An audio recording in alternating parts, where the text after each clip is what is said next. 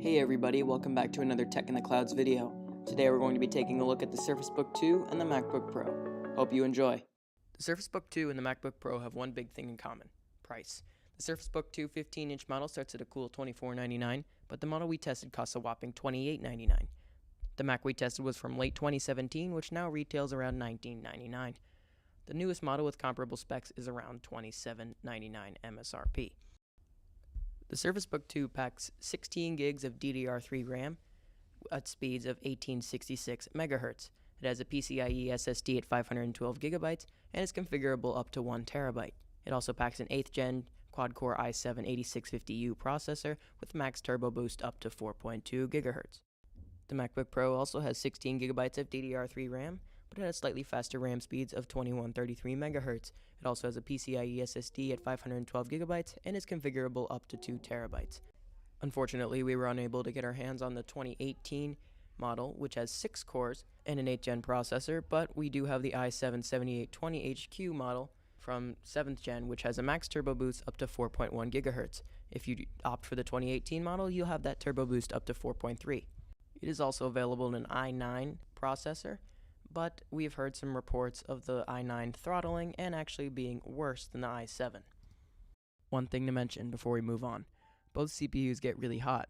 The Surface in particular hits 80 degrees Celsius consistently and gets up to 95 to 100 degrees Celsius when editing or gaming. Also, despite the MacBook processor only being 7th gen, it beats the Surface's 8th gen processor in Cinebench 678 to 602 CB.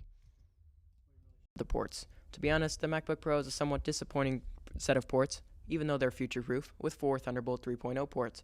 They have lightning-fast transfer speeds, allow for any GPU, but it disappoints us that there are no USB-A ports. All 4 ports are charging-enabled, and there is also a 3.5mm headphone jack. The Surface Book 2, on the other hand, has a more extensive set of ports, and I definitely give this category to Microsoft just for the diversity. On the left-hand side, the Surface Book has 2 full-size USB-A 3.0 ports, as well as the full-size SD card slot. On the right-hand side, there is one USB-C 3.0 port and the proprietary Surface connector. It's a little disappointing that the USB-C is not Thunderbolt, but it still makes data transfer quick. Personally, I don't understand why Microsoft is sticking with the Surface port, and I expect this to be removed in the next Surface Book model. It's not a deal breaker, and Microsoft wins this round. Moving on to the design. The Surface Book 2 has a questionable design, with the hinge being the main part of that. It doesn't seem to fully close, and this creates an awkward look.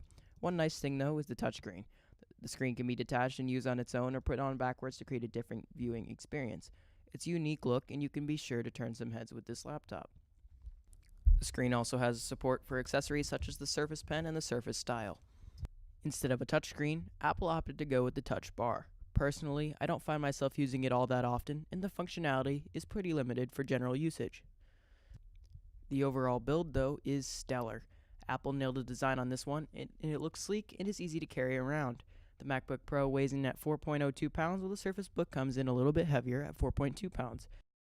Both have great build qualities, and you should expect that when paying this kind of price. Display-wise, you can't go wrong here. The Mac has a Retina 2800 by 1800 LED backlit display with IPS technology at 220 ppi. It also is capable of hitting 500 nits of display brightness. The Surface Book has a display resolution of 3240 by 2160 with a 3:2 aspect ratio and 260 ppi. It depends on what you want here. The Surface is a tad sharper, but the Mac is brighter. Depends on your preference. Keyboard-wise, I see a clear winner.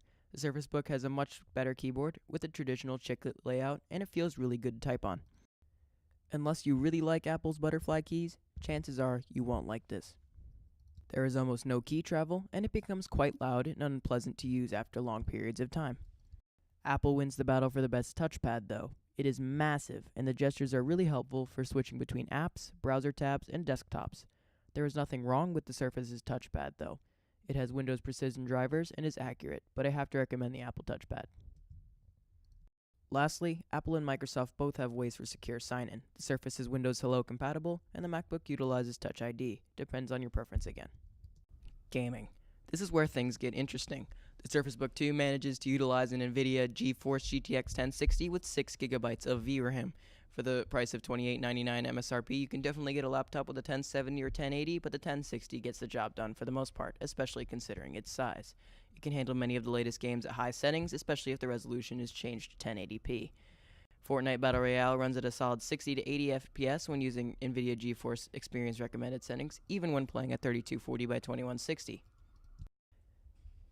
However, this laptop is loud when plugged in. When gaming, many teammates complain about how loud the fan gets, and I sometimes worry about how hard the fans are working. The GPU consistently reaches temperatures of 80 degrees Celsius, and every once in a while the laptop will shut down due to temperature warnings. The MacBook Pro doesn't use NVIDIA, but they do counter it with 4GB of AMD Radeon Pro 560 graphics. This is not a gaming laptop though. If you intend to game on this laptop, you won't be pleased. Fortnite hits an average FPS of 49 using the same settings as the Surface, although frames can drop quickly, and 40 FPS is quite common. Moving on, one neat feature is the automatic graphics switching from the Intel HD Graphics 630 when needed. This is done likely to conserve battery life by not working the GPU when not necessary. Speaking of battery life, Apple claims up to 10 hours web browsing time. This number actually seems closer to 7 to 8 depending on battery settings and brightness. The Surface, on the other hand, claims up to 17 hours of battery life, and part of this is due to the combination of the batteries in the tablet and the larger battery in the base. Don't expect to get this number, and 10 to 12 hours seems to be the max in our testing. But back to gaming. The winner of this category is clearly Microsoft. With the GTX 1060, you can expect to play most games at high quality settings. Despite the cooling issues, the GTX 1060's power wins. So what's the verdict? If you are deep into the Apple world, then you're probably going to buy this laptop anyway, no matter what I say. Unless that's the case, I really feel that the Surface has so much more to offer. It has great versatility and power, and it can be used as a functional desktop replacement. Let us know what you think in the comments below though. Leave a like and subscribe if you found this helpful or enjoyed this video. Have a great day.